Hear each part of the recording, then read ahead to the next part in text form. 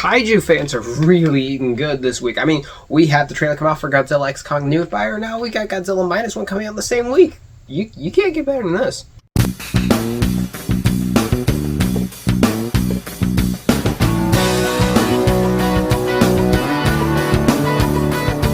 Godzilla Minus One is directed by Takashi Namasaki and is a Japanese Godzilla film that celebrates the 70th anniversary since the release of the first film, and it's been released on us here in America.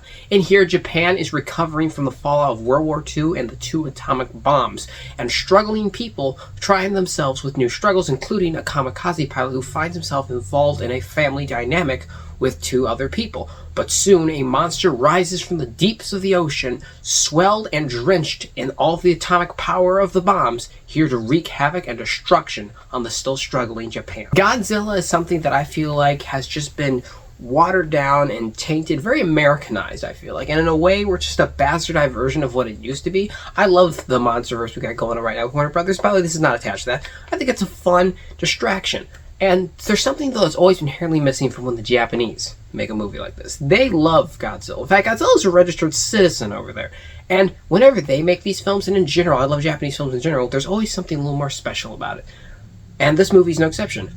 I love this movie to absolute pieces. Like, when I tell you I was soaked up and swell into it, I mean it. This movie's not just a good Godzilla movie, it is a good film.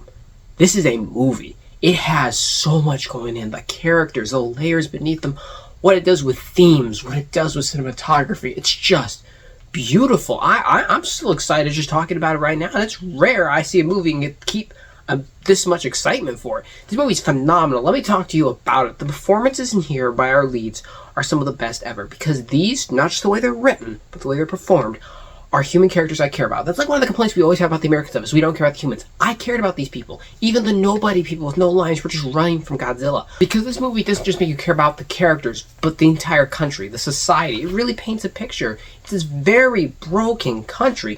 They don't have much defense either against Godzilla. They just got war raged on them. They've been bombed. They've been attacked. You feel for everyone here. And it's not an American view, it's a Japanese view. It's so pure.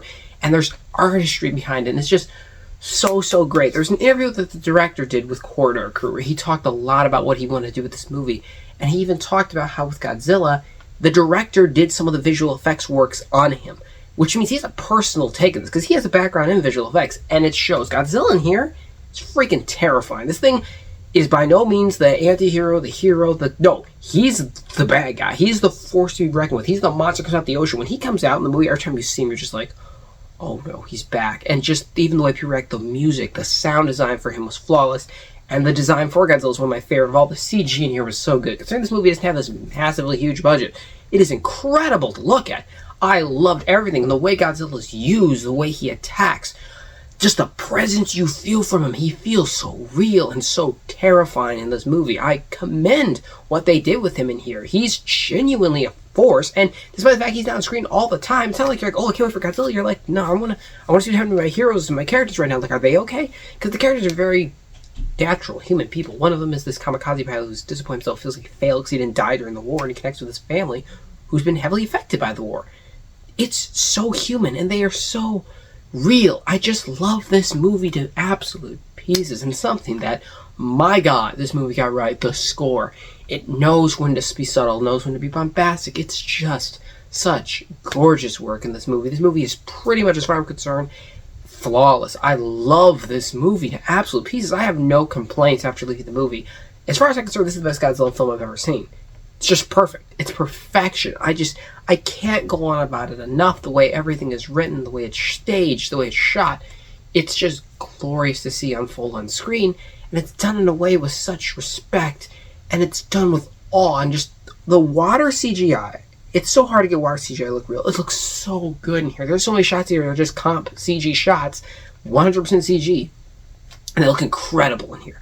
I love them to absolute pieces. I 100% recommend going to see Godzilla in a theater. Please go see Godzilla Minus One. It is so good. It's such a good film. It's just beyond me that it's as good as it is.